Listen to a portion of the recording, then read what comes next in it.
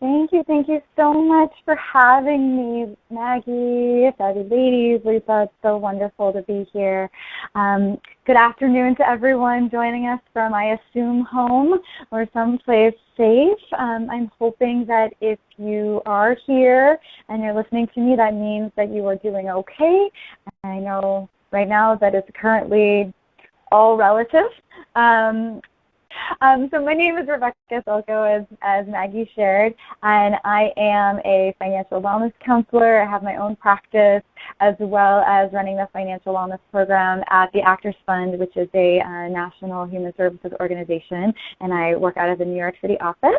My own practice you can find at RebeccaEve.com, Rebecca Eve Financial Wellness. There is a lot out there about this crisis, and I use the word crisis and I know it has sort of negative tendencies, but honestly, a lot of what's going on is pretty negative. So I may say crisis, I may say pandemic, I may say challenging time, right? But we all know what's going on right now. So if I call it a crisis, it's a crisis, and we'll work with that. So there's a lot out there about this crisis. There's so many resources. There's so much information being shared.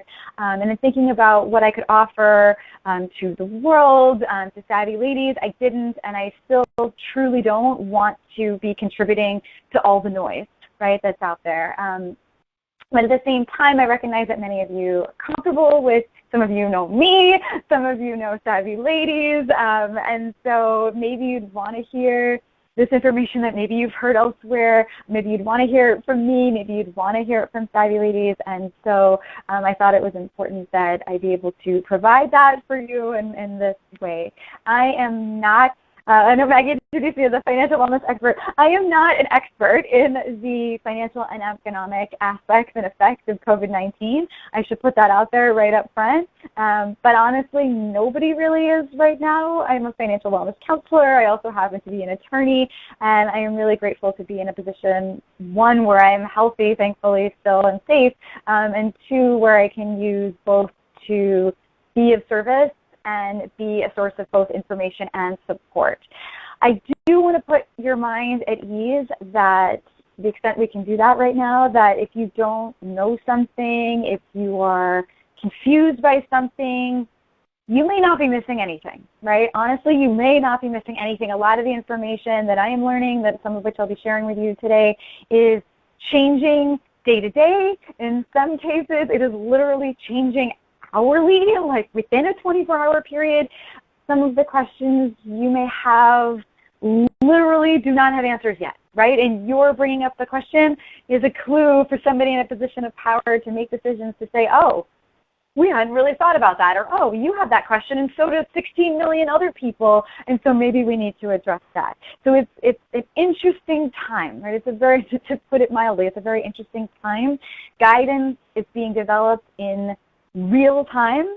We are all becoming experts together, and this has been a challenge for me personally as someone who just really wants to have the answers all the time, to be like, you know what, I've done my research and I just don't know. Maybe somebody else does, but I haven't found them yet. So if you know something that I don't, tell me. Like, I would love to hear it from you so that I can share it with other people. In this session, I'm going to share as much as I know, and after that, for any question that you have that I'm able to hear today, or that you can certainly email me or connect with me on LinkedIn, and I'll talk about that later. I'm going to try to either answer it, refer you to someone or something else who would be in a better position to answer it, because I would much rather tell you I don't know than give you the wrong information, or I will try to find the answer and get it to you and to anybody else who's asked it after the fact. I will invite you also to reach out to me. You can certainly email me. My email address is rebecca@RebeccaEve.com. You can email me. I am still working with clients one-on-one. Happy to support you however I can. I'm also doing workshops like like so many of us in this space, doing workshops all over. And Savvy Ladies also has an amazing array of workshops. So hopefully there is someone out there that you resonate with or that you feel like you can get the information you need. If I feel like that person for you, certainly do not hesitate to reach out and we'll see how we can connect. I am doing my best to gather questions and post them in a live document that you can access. So if you'd like access to that, shoot me an email and I will make sure that you get hooked up with that. Here's my intro. So it's the same thing. So financial wellness amid COVID-19. Ladies, because I think we're all ladies, the Savvy Ladies, I can't promise you that this is going to be okay. I really can't. I know that you may be terrified. I'm frankly terrified. Also, just know that there are a lot of people out there working extra to try to help you. That includes in the healthcare space, of course, but also human services organizations, nonprofits like Savvy Ladies, amazing resource like the Actors Fund, which is a nonprofit that I work at. So whether it's with us or with another organization or group, just keep staying connected with your peers. Keep staying connected with the people who can help. We may not always get it right, but I promise you, we are trying. And the last thing that I want to say before I talk about this process here is that I have been doing this work for unbelievably over 7 years now, and that's just the financial wellness piece I've been doing for over 7 years. And so I know very well that when it comes to our finances, we like shoulda, coulda, woulda on ourselves on like a good day. And so that has been kicked into high gear and even crisis mode amid this real life crisis. So if you're feeling that, like if you're feeling that shoulda, coulda, woulda, like I should have planned better, I should have known this, I should know this, like why am I feeling all the things I'm feeling? If you're feeling any of that overwhelm, feel it, right? I encourage you to actually feel it and notice it and embrace it, acknowledge it, put a box around it, and don't ignore it, but also don't let it take over because there's some real life stuff that we need to address. If you're feeling resistance, feel it, just don't collapse into it. Focus on the forward movement. Celebrate the heck out of every step and every victory, big and small, and that honestly includes the one that you took today of signing up for a webinar like this and saying that you're going to spend this time on your finances. So you're empowered just by being engaged, and that's amazing. Financial wellness is a journey, and we're going to keep our long-term financial health in mind, but we are also needing to be very focused on what we're doing now and the short term of that. Financial wellness is a process, and you can see that. I have the process right here for you. I'm very animated. I'm like talking with my hands. I'll try to not to do that. So financial wellness is a process. That process doesn't change just because the numbers do, or the numbers have, or the plans that you have. I've been saying, like, the plans that you have defenestrated themselves, right? Your plans may have gone completely out the window. In some cases, maybe for the better. In some cases, certainly for the worse. The process, though, of dealing with our finances hasn't changed, right? It hasn't changed at all. The process is intention, right? What do I want? Having a goal, having something in mind that we would just like to see happen in an ideal world, right? We don't get to ignore that just because we're in a crisis, right? We don't ignore that. We still care. It's still relevant what you think and what you want. The next phase of the process is attention.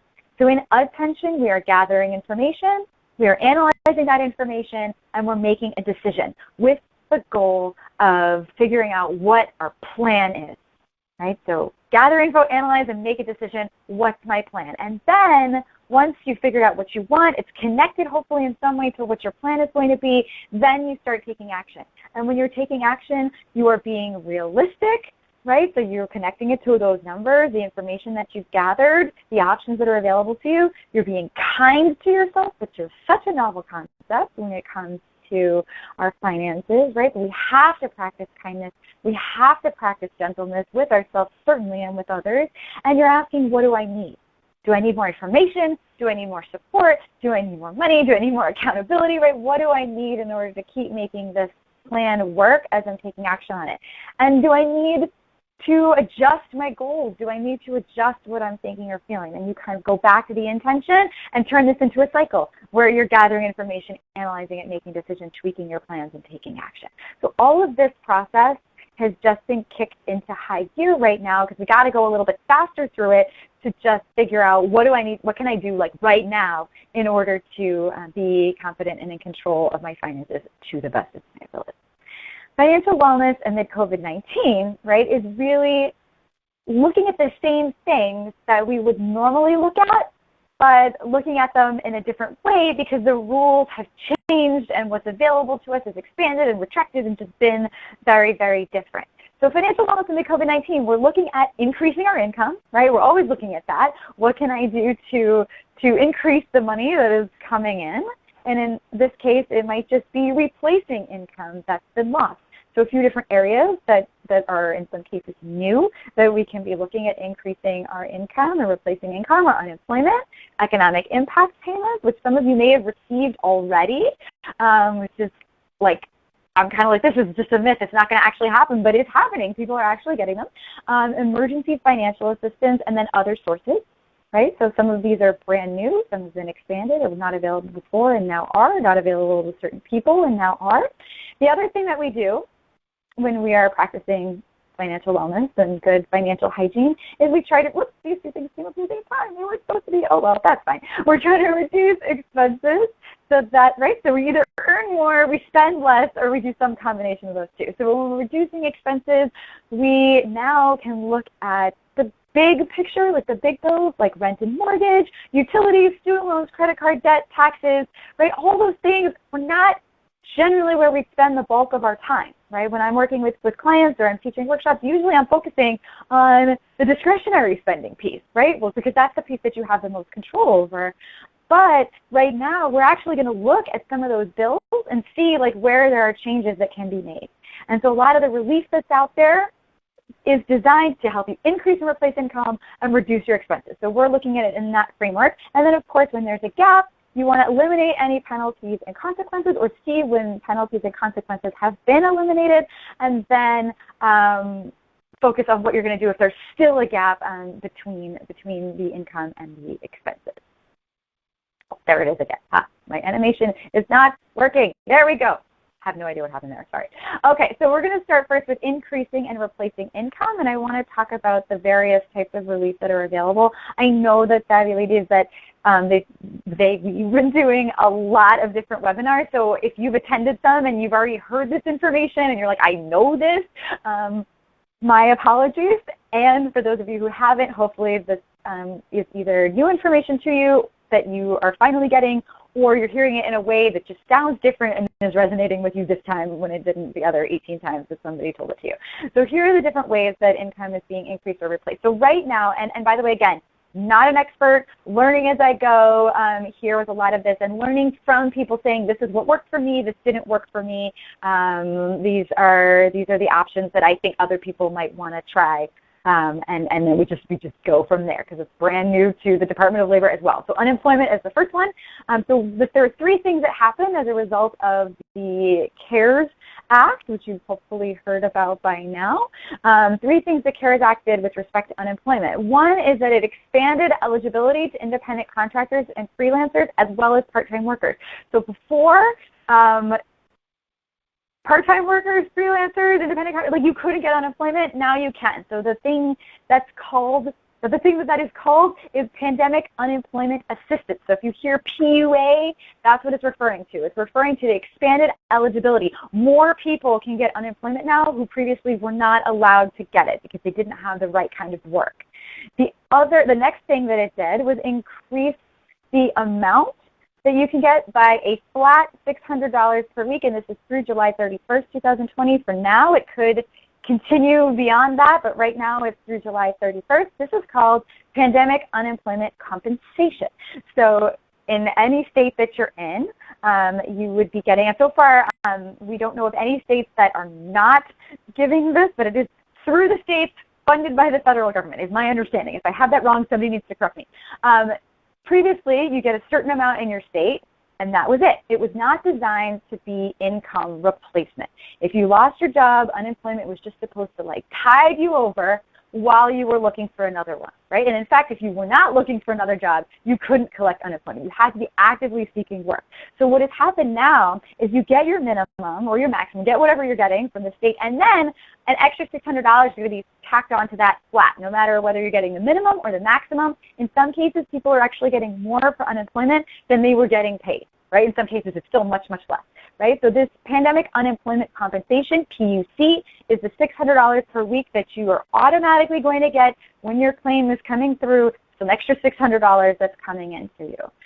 And then it also extended coverage by 13 weeks. So previously you could only get unemployment for, at least in New York, 26 weeks. Every state has its own different calculus for this. So you get, no matter what your state is giving you, the maximum is now extended by 13 weeks. And that is Pandemic Emergency Unemployment Compensation, PEUC. So these are the three things that the CARES Act did for unemployment for people. There's no waiting period anymore. So it used to be you had to wait 7 days in New York before you could get unemployment. There's no, or the requirement to be searching for work is relaxed, if not gone. So they're not saying, hey, you have to go out and look for a job or else you can't get unemployment, right? You don't have to do that to the same degree, if at all. However, it does not cover still.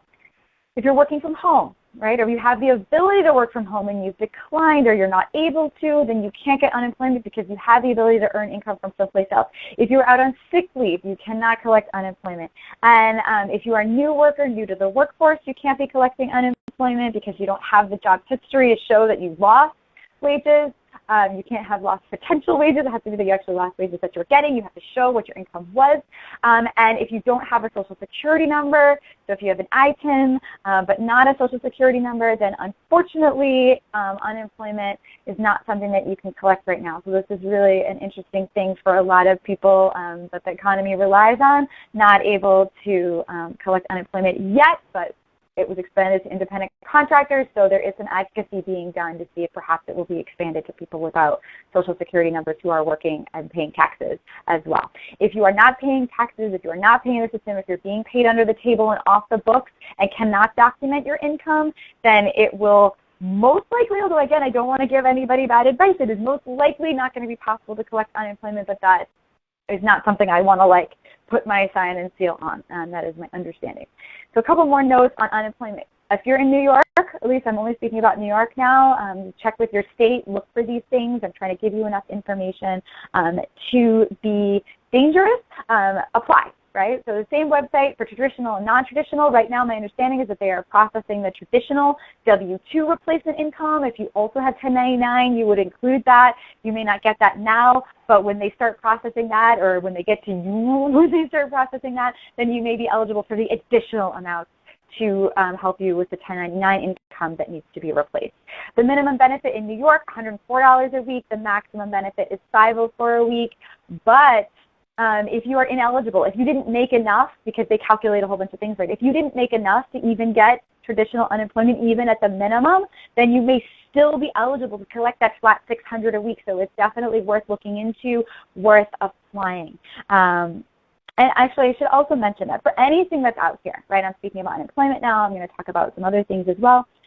Ask yourself, right? Kind of run down this list of questions. Is this a viable option for me, right? To reduce my expenses, to increase my income. By how much is it going to do that? For how long is it going to do that? What do I need to do to get it? And then when and how will I actually take the steps to do that, right? Because there's so much. There's so much. Have a big, giant list. Work through it systematically as best you can. Follow your energy and give yourself a round of applause, 3 pats on the back for any time that you actually accomplish something. Economic impact payments are the next. Hopefully by now people are even seeing these direct deposits, so I don't want to dwell on it too much. You should be getting a one-time stimulus payment if you qualify, $1,200 per adult, $500 per child. This is also from the federal government. If you earned $75,000 or less as a single person, you get the full amount. If you earned $150,000 or less, if you are married filing jointly, you get the full amount. It starts to phase out if you made more than $99,000 as a single person or more than $198,000 as joint filers, then you get nothing. It phases out in between that. So there's some gray area. So it reduces by $5 for every 100 or $50 for every 1,000 that you made in between those two amounts. This is important, and there has been some misinformation that I've heard about this. So this is to the best of my knowledge and what I've read and what I understand and who I've talked to, this is the reality of the situation. The stimulus payment, the economic impact payment, is based on your 2019 or 2018 tax return info. If you filed 2019, it's going to be based on your 2019. If you haven't filed 2019 yet, because now you don't have to file until July, then it's going to be based on your 2018 tax return income. If you have filed neither yet, you still would be able to get this money provided that you file, because it's technically in advance on a 2020 tax credit. So if you want to receive it now, get your taxes in. Otherwise, you still have some time to claim it. And it's tax-free, so this is tax-free money that you won't be declaring it as income. It is automatic. Direct deposit payments have started. My understanding is they're processing those first, and then the checks will start going out. If you are non-filer, there's a website that you can go to enter your direct deposit information so they can send that to you. Paper checks. I heard something like they're going to be processing like 5 million a week. I'm not sure if that's accurate, but I heard that. So that's going to start in, I think, May. Again, please do not quote me on this. And of course, this is being recorded, so someone's going to probably quote me. I believe it's starting in May. But direct deposit payments you may have already seen, which is kind of amazing. The next thing that I want to talk about now to increase or replace income is this idea of emergency financial assistance. This may feel a bit weird for some of you because these are grants, right? These are amounts that don't have to be repaid. And I want to dispel people of the notion that like there either should be shame around asking for a, quote, handout, right? Or that you don't deserve it, right? Oh, it should go to someone more deserving, right? If you qualify for these, any grants, then take the grant, right? If you qualify for it, then it means it was designed for you, right? It was designed for someone in your situation, right? That people are putting these together are thinking about who they want to get them. And so if you fall within those criteria, do not hesitate, right? Don't hesitate, or hesitate and then decide, you know, if you're hesitating from an honest, good place or from a place of shame and badness, right? So decide and then go for it if you qualify. So eligibility varies, right? So there's grants like being issued by lots and lots of nonprofit organizations and foundations and human services organizations all over, even ones that were not previously are starting to, in some cases, just get some money from people and try to give it out, which has been really uplifting to see. You just have to usually meet the qualifying criteria and demonstrate that you have needs, right? In some cases, it's not terribly rigorous. In other cases, it's very rigorous. I'm going to talk about specifically for entertainment industry professionals because I happen to work there. At the Actors Fund, we give out emergency financial assistance. We have our own funds. We also give out union funds, so we're stewards for their funds. Its money is available for basic living expenses over the next 2 months. And so if you are an entertainment industry professional and you are listening, then visit actorsfund.org to apply. Also, if you are either an entertainment industry professional or sort of like related to the entertainment industry, in the arts, etc., you can also view additional resources in the Actors Fund. I'm not even attempting to replicate it. It's a very exhaustive list, so you can visit that website to view additional resources that may be available to you. I think I just saw in the chat, what about in California? If you're referring to the emergency financial assistance, then yes, it is nationwide, so absolutely something to look into. Yes, nationwide, and we have people in Chicago, California, Atlanta, right, all New Orleans, right, so all over who have been impacted by this. So the people processing those applications are in the 3 offices that the Actors Fund has in New York, Chicago, and LA, but it is absolutely nationwide. A nationwide effort. So absolutely view, if you don't qualify, nothing ventured, nothing gained, right? So check it out. This is money that does not need to be paid back. For other income sources, this is where I'm like, I can't believe that I'm going to talk about this because it is so mind-bogglingly confusing, even to me. I hope that somebody else is going to speak on this more directly, so I'm going to touch on it and try not to dwell on it here this afternoon. There are these small business administration loans. There are two: economic injury and disaster loans, EIDL, and paycheck protection program loans. The reason I think this is difficult to talk about is because in some ways it's too good to be true. In other ways, it feels like there was a square peg around. So there was a round hole created, but they're still trying to like ram square pegs into it. And like the question is, well, why couldn't? And why is a bad question. Unfortunately, square holes. It is what it is. Square holes were not created for the square pegs. So we're still in some cases trying to fit square pegs into round holes, but so that makes it confusing, but it's still steps in the right direction, so we're going to be happy about that amid this crisis of the silver lining that we're going to be happy about. So I'm making horrible faces. I'm like, I don't want to talk about this, but I'm going to talk about it. If I've given misinformation, I'm putting disclaimers like can you see my hands like flailing about every which way? I don't want to be giving wrong information, but I do want you to have enough here for me to be able to ask questions and do your own research and see if this is something that you might benefit from. So these two types of loans are available to small businesses, right? And they are loans that in some cases, if either used for specific purposes or if you check the right box, they become grants and or are forgiven. So it's like you're borrowing the money, but then you don't have to pay it back. Or like you're borrowing the money, but it's actually a grant. So that's the first like kind of square peg, round hole situation that we're talking about. Secondly, it's for small businesses, but included in the, again, air quotes, small businesses is independent contractors and sole proprietors. So it doesn't mean that you have to have like 5 people on your payroll or 50 people on your payroll. If you have one person on your payroll and that person is you and you're an independent contractor or you're a sole proprietor and you have some kind of business, then you would qualify, is my understanding. Again, square peg, round hole, but that's what it is. So these loans that convert to grants and or are forgiven. They do different things. There are different criteria for them. The EIDL is processed through the Small Business Administration. Paycheck Protection Program loans are processed through banks. And generally speaking, you have to have had an existing business relationship with that bank. So not just a relationship, but a business relationship, a business account with the bank. That being said, there are some banks, my understanding is, that are processing these loans even without the business relationship, so it's worth looking into. Forbes has a good article about this where they've gathered data together to compile a list of banks that may be offering this. It's obviously the big ones, but also some of the smaller ones and credit unions and neighborhood banks. So worth looking into to see if you qualify. Kind of amazing, right? So you can't double dip. You should be able to get, you actually in some cases can get both of these. They are completely backlogged. They had bazillions, and I think bazillions is not a scientific number, millions for sure of applications.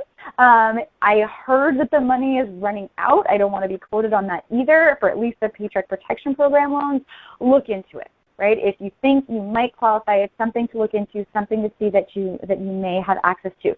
You cannot double dip in the sense that you cannot use EIDL and Paycheck Protection Program to pay for the same thing.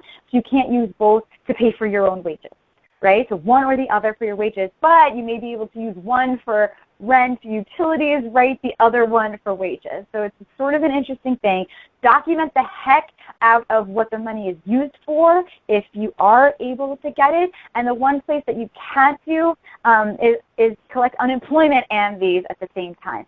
But there's gray area. Are you collecting unemployment to replace your W-2 and collecting and applying for one of these to replace your 1099 if you have both? Interesting question. Check with your bank, right, and see what information they can provide to you. Honestly, I want to move on from this. As much as I want to say about this, I hope I've given you enough to at least be dangerous and know, oh my God, this is a thing, and then you see if it works for you. Also, check with your accountant. I can't run numbers with you to see if you should go for unemployment, if you should go for these.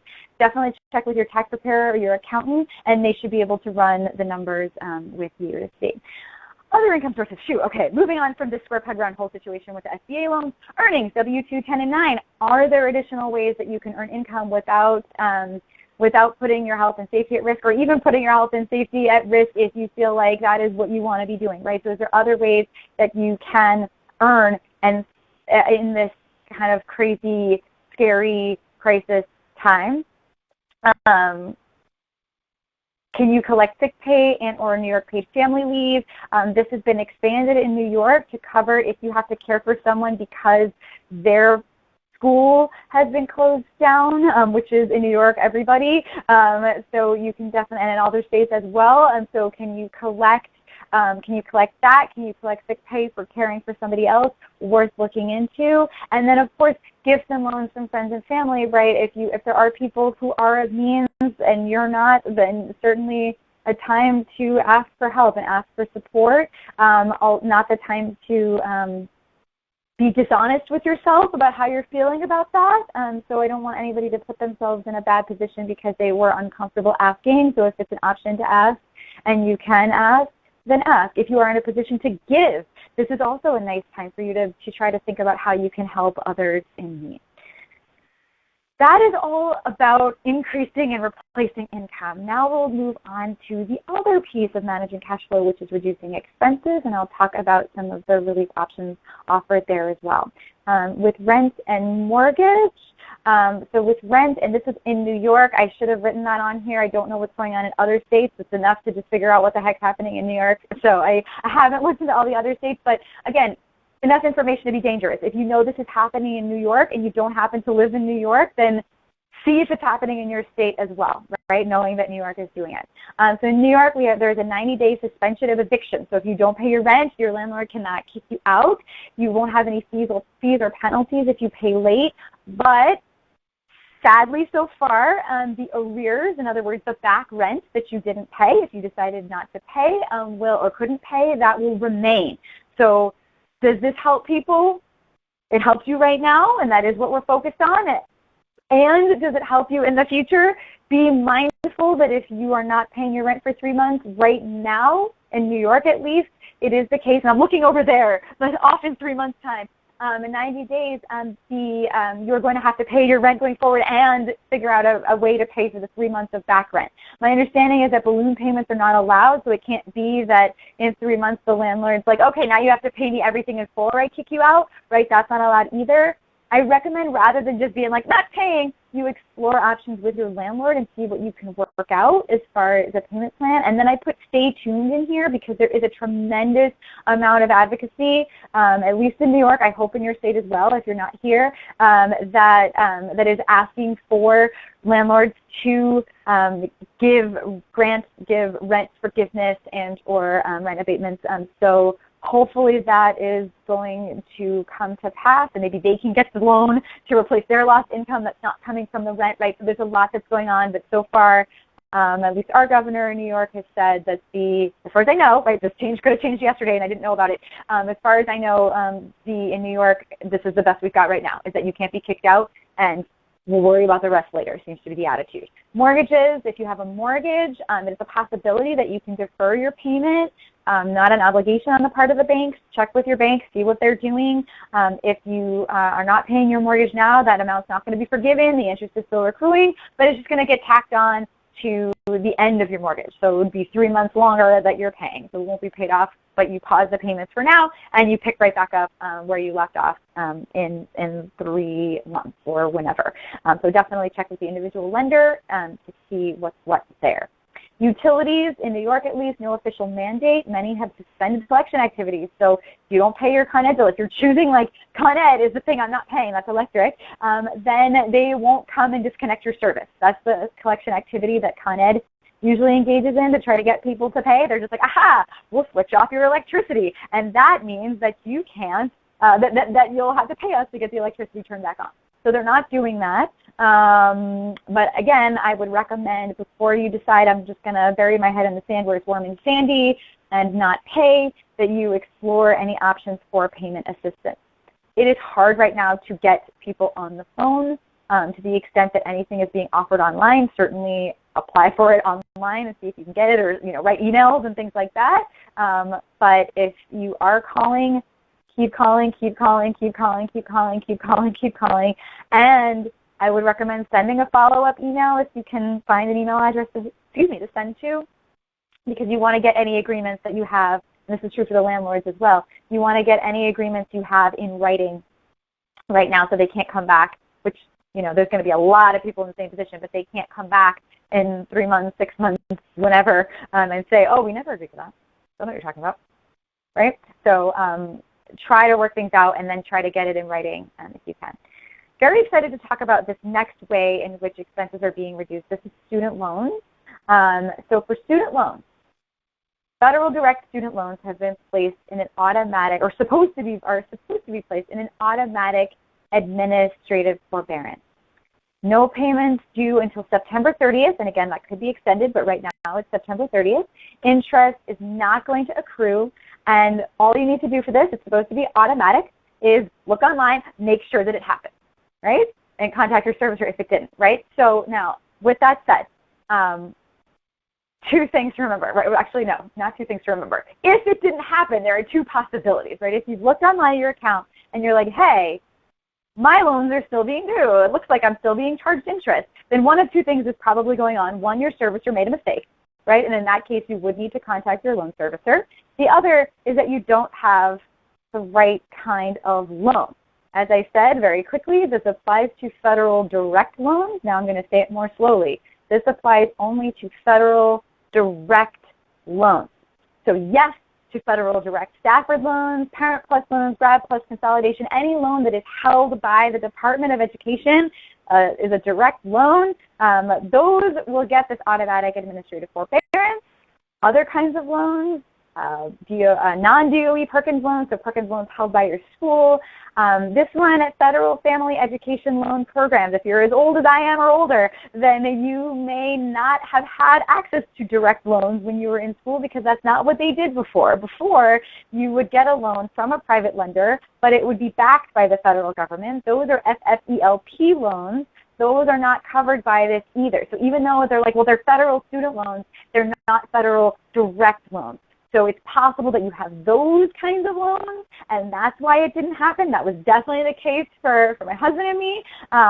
So womp womp, this doesn't apply to you. That doesn't mean that there's nothing you can do. It just means that you're not getting this automatic administrative forbearance. Private loans also, wild west out there with private loans, so also not covered by this provision of the CARES Act.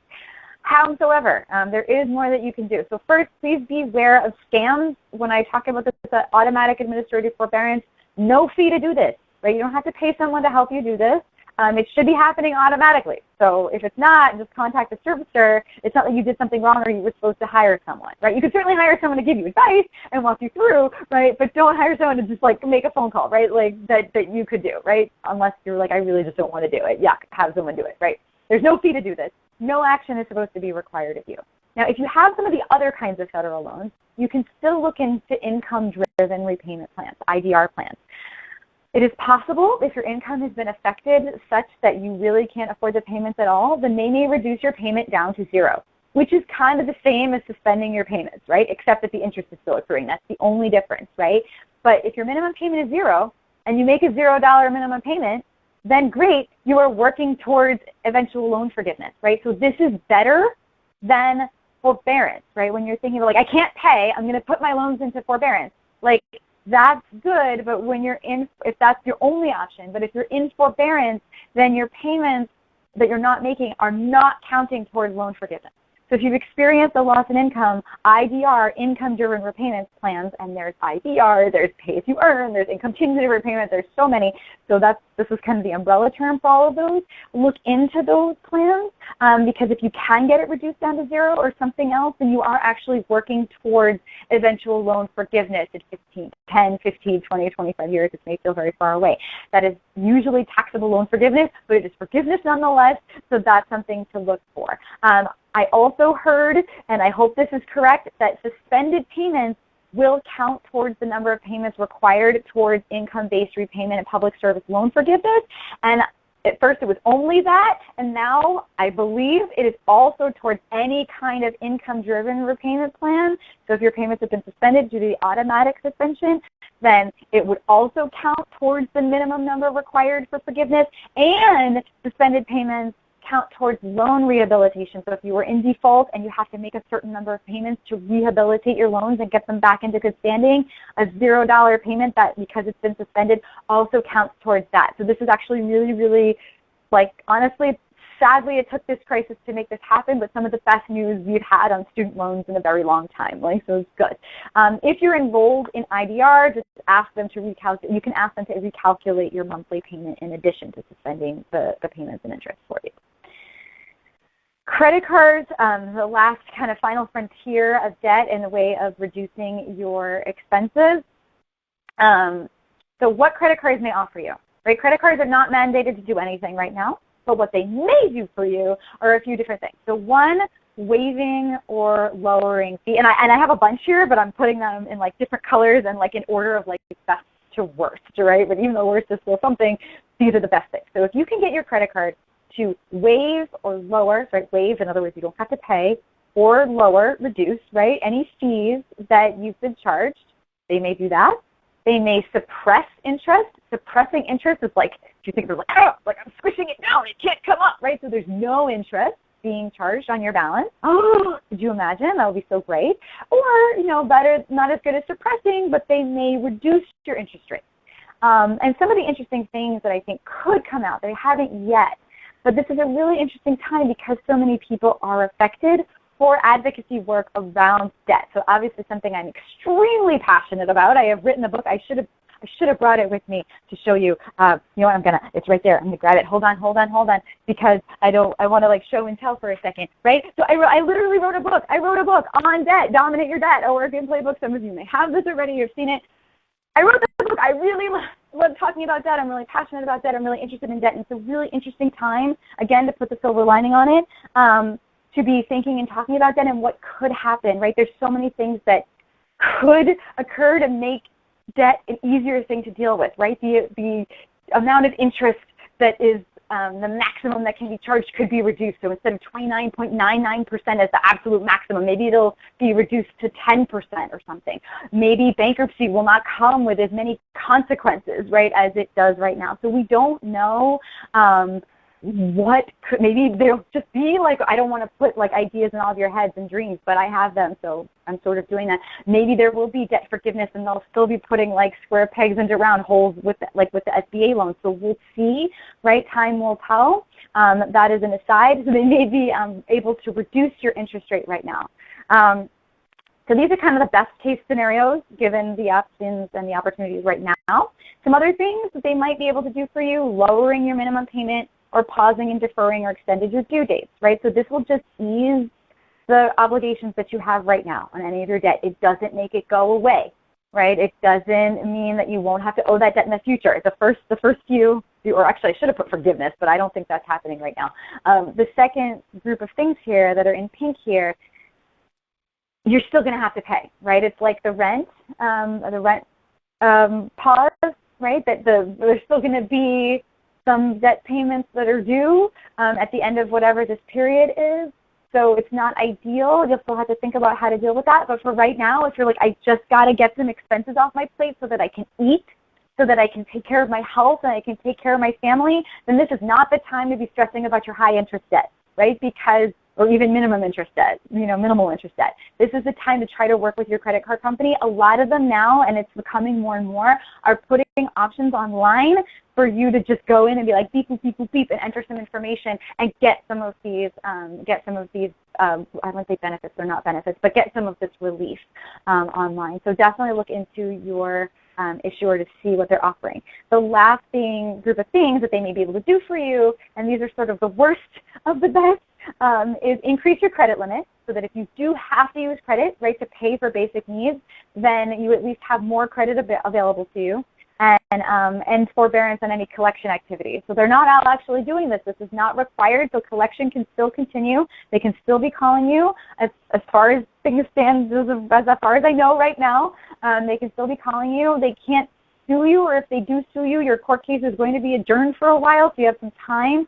But we're buying time on collection, right? So there's only certain kinds of debt, at least in New York State, that they can't make collection activities on, but otherwise, surprisingly, that has not yet been suspended as far as I know, but stay tuned. It could happen.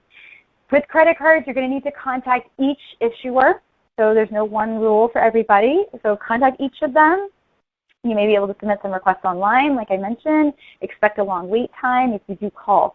Note that delayed payment does not equal forgiveness. It doesn't mean the debt's going away, but certainly if that's the relief you need right now, take advantage of it, right? And I would never be giving this advice to you 3 months ago, but right now, like, you've got to take care of yourself and your family and just, like, not stress about this, right? Really, just no. Eligibility varies for any of these things, and you may be hearing different information from different people. This is my opinion. You can take that with a grain of salt.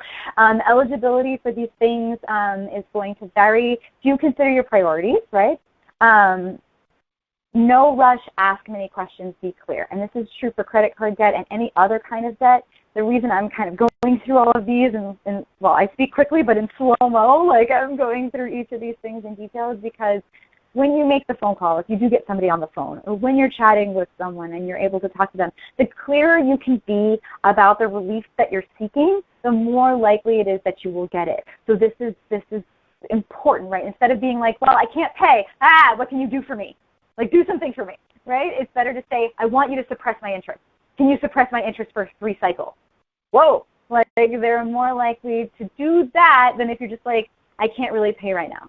Right? Suppress my interest for 3 cycles, and then after that, reduce it to this much, and then extend my time to repay. Right? Ask for those things and see what happens. Right? You may not get them, but you're definitely have a better chance of getting them if you're specific about what you're seeking. Additional relief and assistance, just super quick. Again, this is mainly New York-based, but this is what's happening in New York. You can look into your state in New York, and federally, the deadline to file and/or pay your taxes has been extended to July 16th. Harkening back to what I said about the stimulus payment, though, if you want to get them, if you want it calculated and you want the money now and you want it calculated on your 2019 income, do that, right? Get your taxes in. No penalties or interest regardless of the amount owed will be assessed. So that's the deadline to file and pay has been extended to July 16th. In New York, there is food assistance.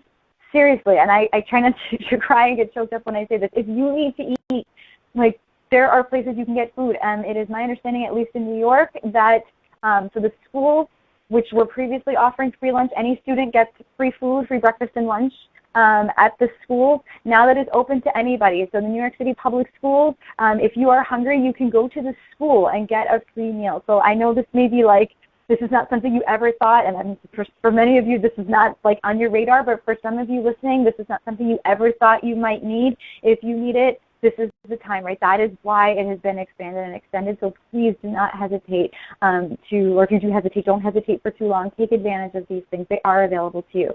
Health and medical assistance, right? If you need assistance with insurance, if you need to get on a different insurance plan because your premiums have gone up or you can't afford them anymore, like, this is the time to look into that.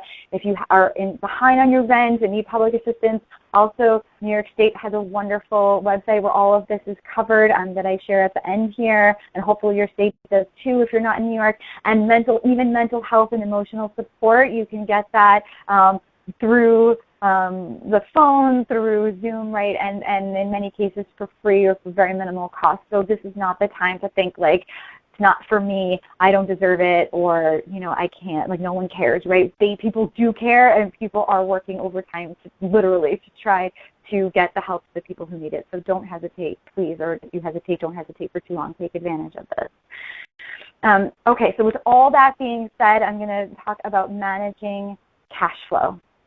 How do we put all of this together? This is something that I teach multi-week workshops on, and some of you actually attended my Dominate Your Debt workshop with every lady, so a lot of this is something that we could spend hours and hours, and we do spend hours and hours talking about. This is the quick and, I call this like the quick and dirty COVID version. Like, what do you need to do right now to figure out what your best next step forward would be?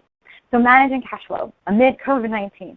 You need to look at your expenses. Surprise, we've just been talking about that. And you need to look at your income. So we'll talk about expenses first.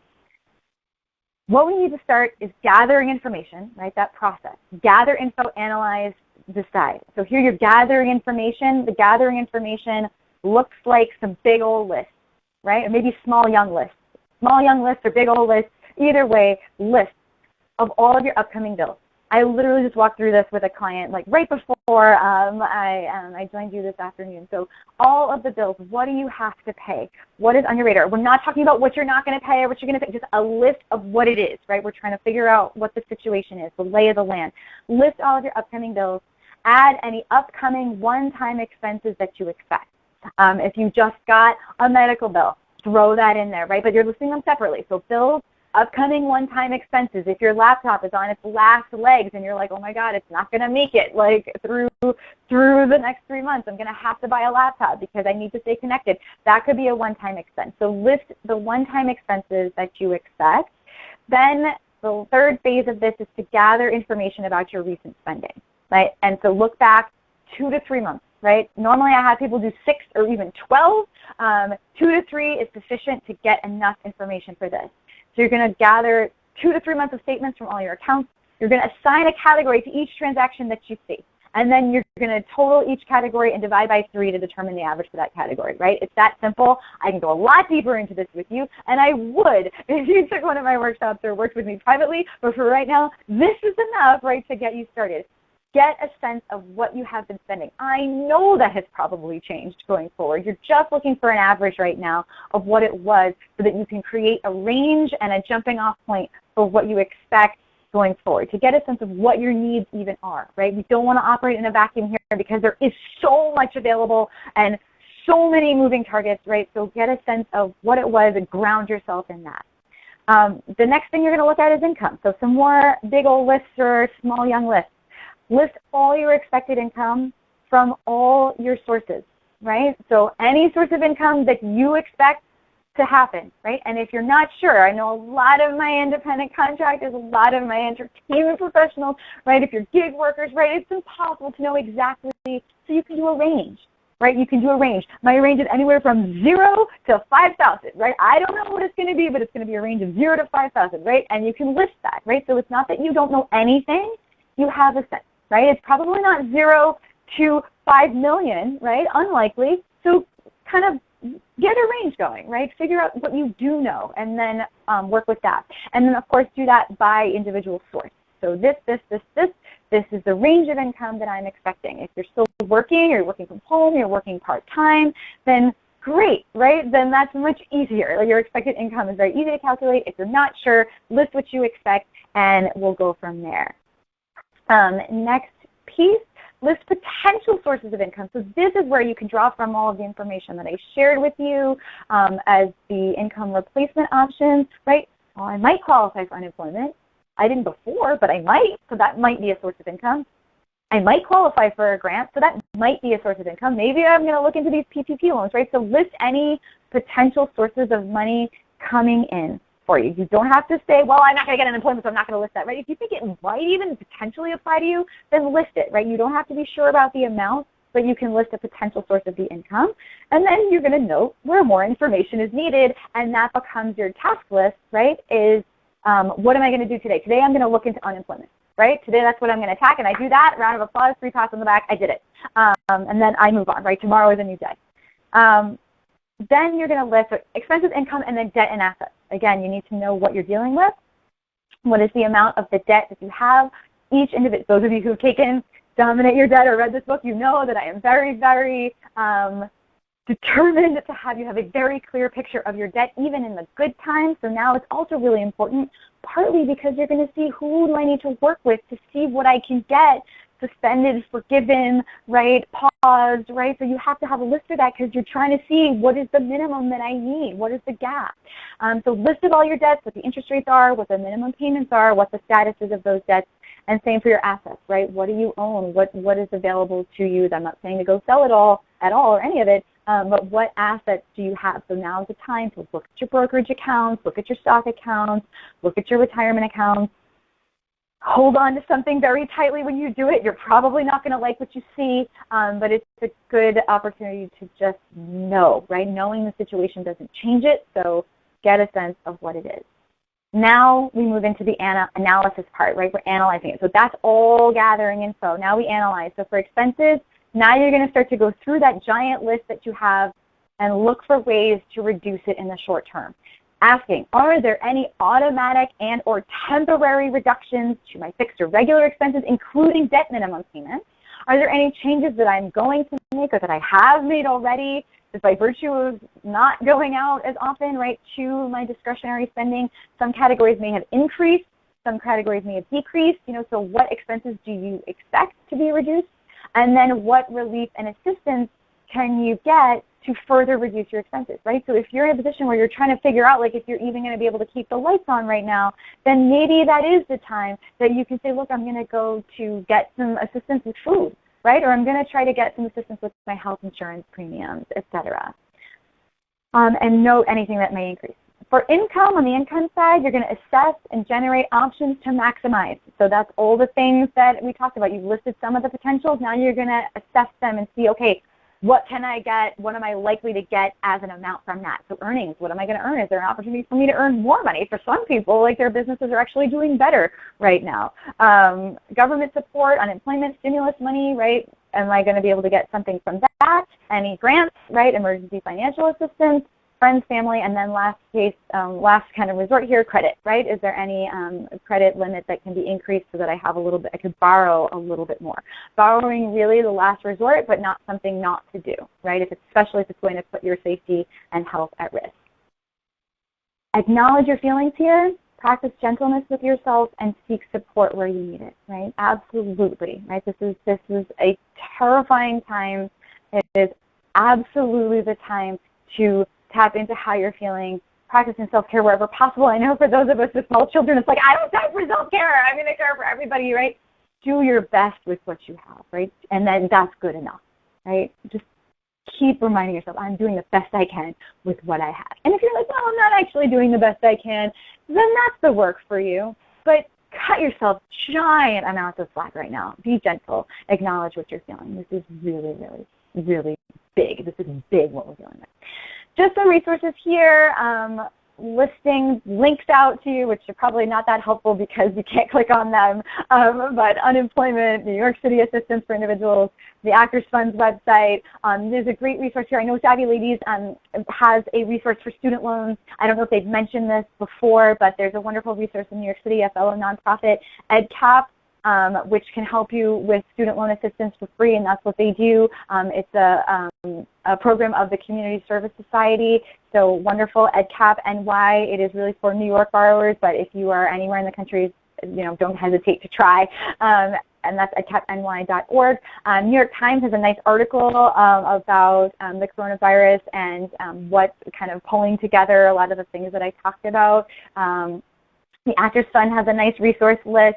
I'm sure Savvy Ladies has resources that they're sharing, so keep on keeping on. And, it's overwhelming, so find a couple places and just like, I got enough, right? This is enough. I know when I need to take a break. And then, of course, my website, RebeccaEve.com, Rebecca Eve Financial Wellness.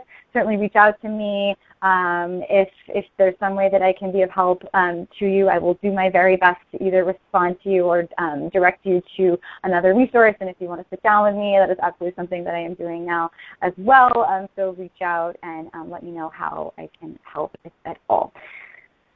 So there you go. Stay connected with me. You can also follow me on LinkedIn. It's at Ms. Rebecca Eve, or just find my name, Rebecca Selkowe, and I should pop up and you can connect with me, email me, or visit my website, subscribe. Okay, that was definitely longer. I know sometimes these are a half hour, but I was told that as much information as I had to share, I could share, so I shared it. If there are questions, I'm happy to take those. I encourage you to just commit to something as your next step. If it's like, I was there for an hour, that was my commitment for today, like I'm moving on, then that is great, right? So we're still practicing that gentleness, but commit to something as your next step here and do your best to follow through on that while you're being gentle with yourself. Okay, now questions, happy to take them. I'm going to actually ask Maggie too. I think Maggie, we talked about this, right? So Maggie's going to help triage the questions with me, so just know that I'm not seeing them. But Maggie, let me know how I can help, and I'm here. Okay, great. Thank you, Rebecca. So I know we had a bunch of questions come in during your presentation, and I want to be mindful of everyone's time. So if there are some we can't get to, everyone can reach out to you after if they have more questions? Yeah. Okay. And what I'll say for that too is because I'm trying to be a good steward of your desire for information, is that if you email me, it is possible that I may not respond to you right away or directly. What I'm working on is, and what actually I've done, but I'm working on expanding, is having like a live Q&A doc so that I may answer the questions like within an accessible document and then email that link to you so that you can see your question and the answer and any others that have come in as well, so we can learn from each other. Also, if you have a success story, I welcome those too, so I can post those also. Mm-hmm. Okay, nice. Thank you. Yeah. All right, so let's get started. The first question for you is, is it true not everyone will qualify for the stimulus money? That is true. So one, there are a couple of things that are kind of the easier ones to identify. One is that you have to have a tax return like in the system, right, for them to at least get it out to you now. You have some time to get your 2018 or 19 done, and you can get it later, but right now you have to be in the system to get the payment. The other is that you have to have earned within those income brackets, so $75,000, well actually $99,000 or less as an, or less than $99,000 as an individual and less than $198,000 as joint filers. So if you earned more than that, you are not going to get anything. So those people also not qualifying. My understanding also is that you have to have a, I believe this is true, I don't want to be quoted on this, even though again this is being recorded. My understanding also is that you do have to have a social security number, so it's not being, or so I think that has to do with your work authorization, so it's not, so I think green card holders, certainly citizens, green card holders, yes. If you are not at that immigration status, then it is very likely that you will also not be getting a stimulus payment. Other than that, I believe it's for everyone. If you may not see it if you don't have the correct banking information, so that's another thing. It's not a qualification issue, but it certainly is an accessibility issue because they're going to send the money to the bank account information that they have on file. So there is a website for non-filers where you can update the information.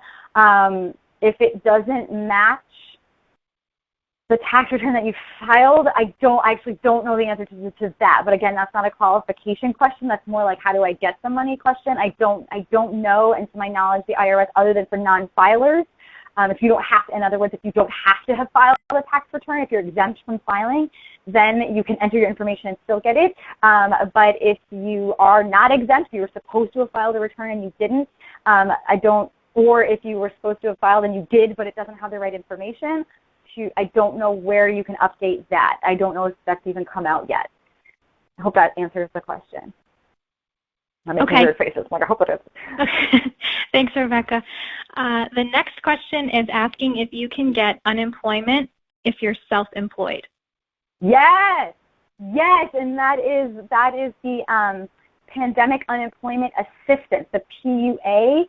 This is huge, right? This is huge. So if you are a sole proprietor, an independent contractor, previously unemployment benefits were not accessible to you, but now they are. The government has expanded who can collect unemployment under the CARES Act. So PUA, you're getting unemployment under PUA. Now, I say that with a giant caveat, and also please understand that I have not visited the DOL's website. I maybe should have, but I was doing other things to prepare for this, trying to learn about SBA loans, so I didn't actually visit the unemployment website.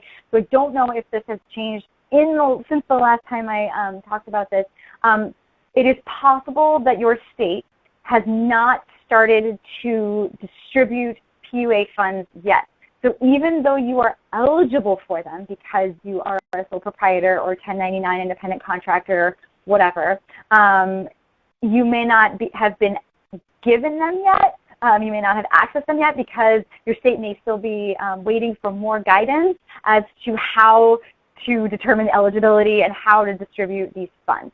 But if you are in the system, you will get it. If you were previously in the system for W-2, you may be either able to amend your claim to add the 1099 or you can do it all together. So that is the long answer to the short question. The short answer is yes, you are absolutely eligible. The longer answer is when and how you get the money is less clear, but you're absolutely eligible for it. Okay, great. Thank you. And I see we're asking, or I have a question about your contact information. I'm just going to flip back here so everyone Oh, yeah, there we go. that. Yep. And all right, another question for you is, what about if you're able to make mortgage payments right now, but wondering, is there a 0% interest applied similar to student loans? Not automatically yet. Everything is yet because as they, I think, and I say they, I'm referring to the various governments, state and federal, so as they, and even the private companies, as they realize that many people are dealing with these things and they can come to some sort of policy, things are changing at a rather rapid clip.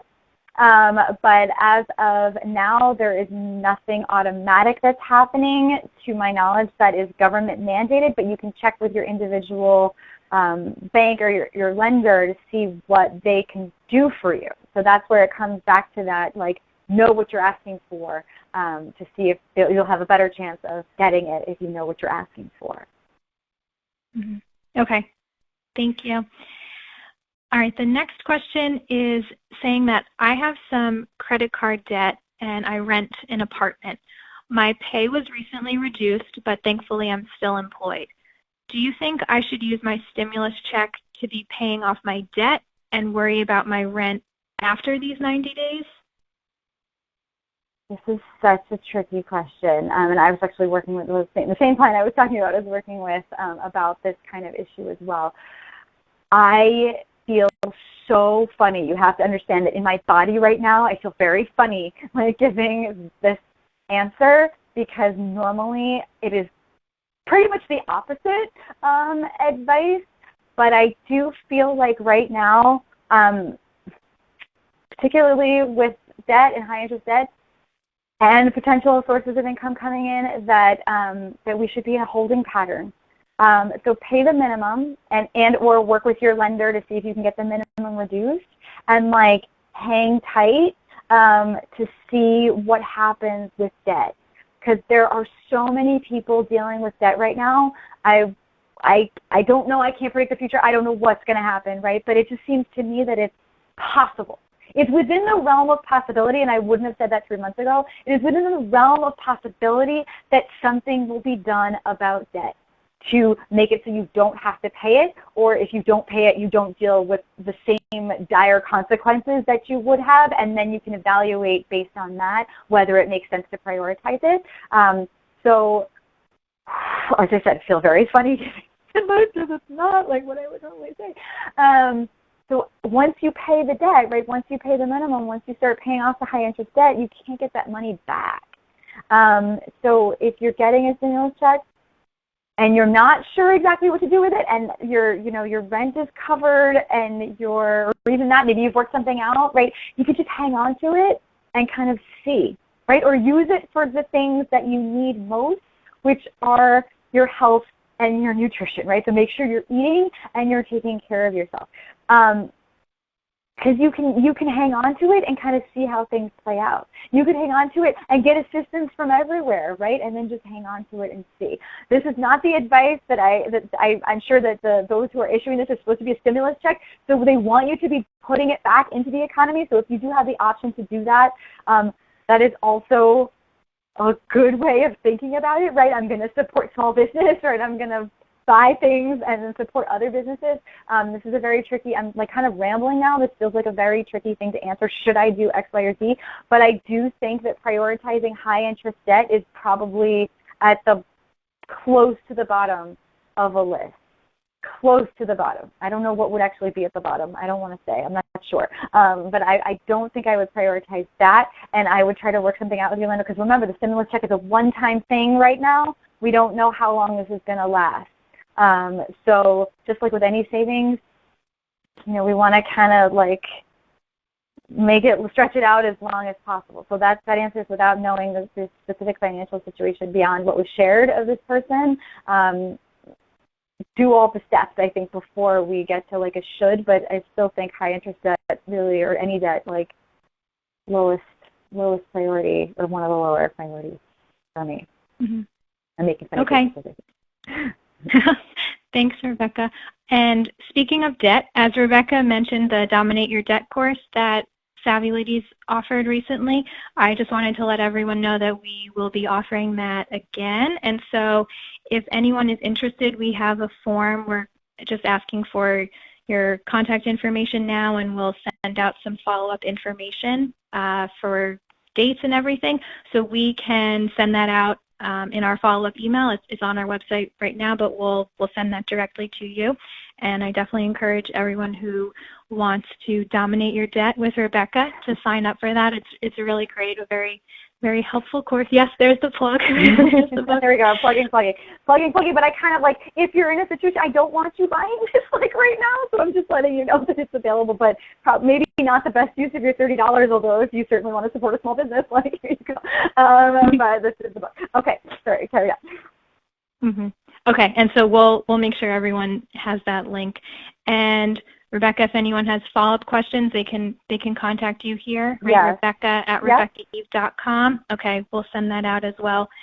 So I want to thank everyone for joining us today, asking questions, and thanks so much, Rebecca, for taking the time to answer them and helping everyone through these crazy times. Thanks so much for all the helpful information. Thank you all. Thank you all so much. For those of you who stuck with us through the end, you are amazing, and you'll do something very nice for yourself. You have earned it. Okay, great. Thanks, everybody. Bye, Rebecca. Bye.